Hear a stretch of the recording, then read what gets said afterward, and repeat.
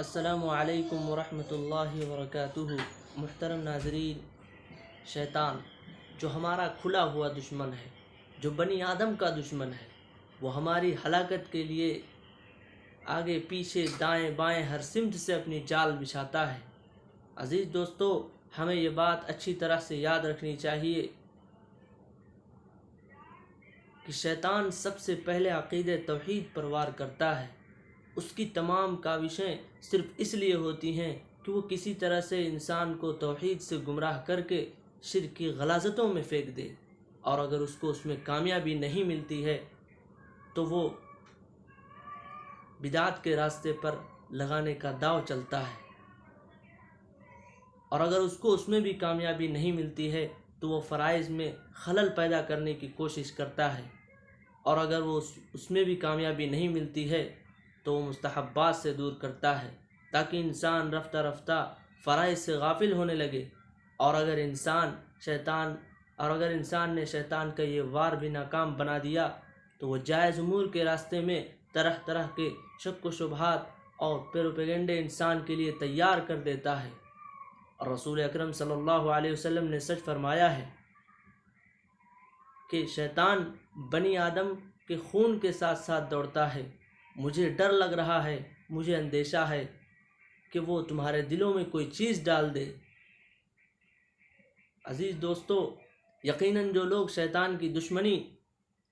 اور بنی آدم سے اس کے عناد کو صحیح طور پر سمجھ نہیں پاتے ہیں، اور اس کے شر و فتن اور اس کے مکر و فریب، اس کی چالوں سے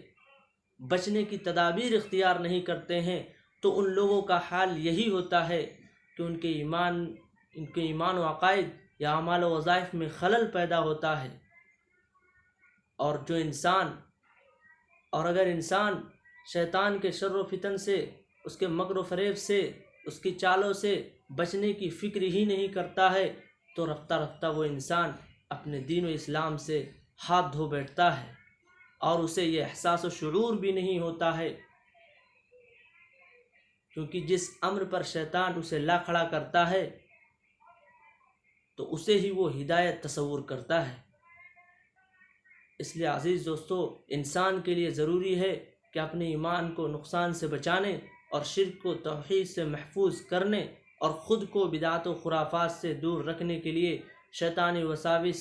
اور چالوں سے اللہ کی پناہ طلب کرتا رہے، اور کبھی بھی اپنے آپ کو معمون نہ سمجھے۔ عزیز دوستو، اس لیے ہمارے لیے ضروری ہے کہ ہم شیطان سے بچنے کی فکر کریں، شیطان کی چالوں میں نہ آئیں، اس کے تدابیر، اس کی چالوں سے اللہ کی پناہ طلب کرتے رہیں، جیسا کہ اللہ رب العزت نے ہمیں حکم دیا ہے وَإِمَّا يَنزَغَنَّكَ مِنَ الشَّيْطَانِ نَزْغٌ فَاسْتَعِذْ بِاللَّهِ إِنَّهُ هُوَ السَّمِيعُ الْعَلِيمُ۔ اور اگر شیطان کی جانب سے تمہارے پاس کوئی وسوسہ آتا ہے تو تم اللہ کی پناہ طلب کرو۔ شیطان کی جانب سے تمہارے پاس کوئی وسوسہ آئے تو تم اللہ کی پناہ طلب کرو، یقیناً وہ بہت زیادہ سننے والا اور خوب جاننے والا ہے۔ اللہ تعالیٰ سے دعا ہے کہ اللہ تعالیٰ ہم سب کو شیطان کے شر و فتن اور اس کے وساوس سے، اس کے مکر و فریب سے ہماری حفاظت فرمائے۔ السلام علیکم ورحمۃ اللہ وبرکاتہ۔